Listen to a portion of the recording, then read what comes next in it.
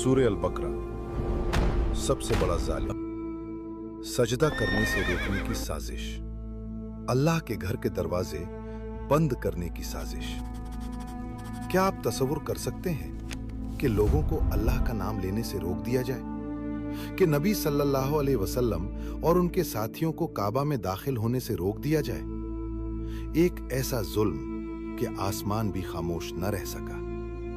और फिर अल्लाह ने ये आयत नाजिल फरमाई, और उस शख्स से बढ़कर जालिम कौन है जो अल्लाह की मस्जिदों में उसका नाम लेने से रोके और उनकी वीरानी की कोशिश करे। हम कुरान की इस आयत को तो पढ़ लेते हैं, लेकिन क्या कभी ठहर कर ये महसूस किया है कि इसके पीछे कितना गम, कितनी आजमाइशें और अल्लाह की कितनी बड़ी रहमत पोशीदा है? मुफस्सिरीन के मुताबिक इस आयत के बारे में दो मशहूर आरा हैं। एक राय ये है कि ये इन रूमियों के बारे में नाजिल हुई जिन्होंने बैतुल मुकद्दस पर हमला किया, उसे तबाह किया और अल्लाह के घर की हुर्मत पामाल की। हर आयत अपने साथ एक सबक और एक पैगाम लेकर नाजिल हुई। जब हम इसके पस मंजर को जान लेते हैं तो आयत सिर्फ पढ़ी नहीं जाती, दिल में उतर जाती हैं। लेकिन एक दूसरी और ज्यादा मशहूर राय, जिसे इमाम इब्न कसीर समेत बहुत से मुफस्सिरीन ने तरजीह दी, ये है कि ये आयत मुशरिकीन मक्का के बारे में है। वही मुशरिकीन जिन्होंने रसूल अल्लाह सल्लल्लाहु अलैहि वसल्लम और मुसलमानों को मस्जिदुल हराम में दाखिल होने से रोक दिया।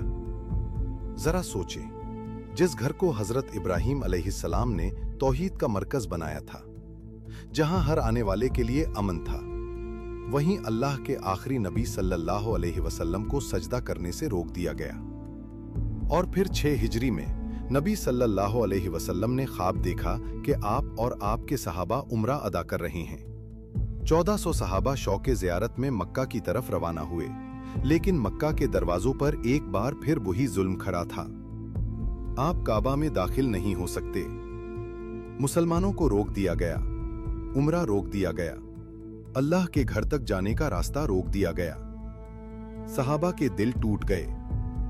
लेकिन उस दिन जो बज़ाहिर शिकस्त दिखाई दे रही थी, वो दरहकीकत एक अजीम फतह का आगाज थी।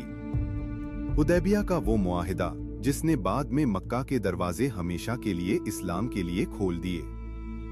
और फिर वो दिन भी आया जब रसूल अल्लाह सल्लल्लाहु अलैहि वसल्लम फातिह बनकर मक्का में दाखिल हुए।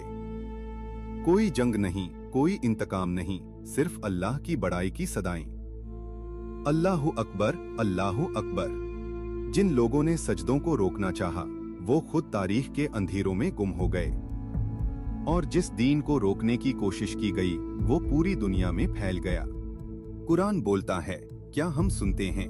आइए हम कुरान को सिर्फ तिलावत तक महदूद न रखें, इसके पैगामात को महसूस करें और उसकी हिदायत को अपनी जिंदगी का रास्ता बनाएं। ये सिर्फ एक सीरीज नहीं, तकरीबन 5 मुनफरिद सफर है, 550 दरवाजे जो हमें कुरान के करीब ले जाएंगे। सफर अभी शुरू हुआ है, हमारे साथ रहिए।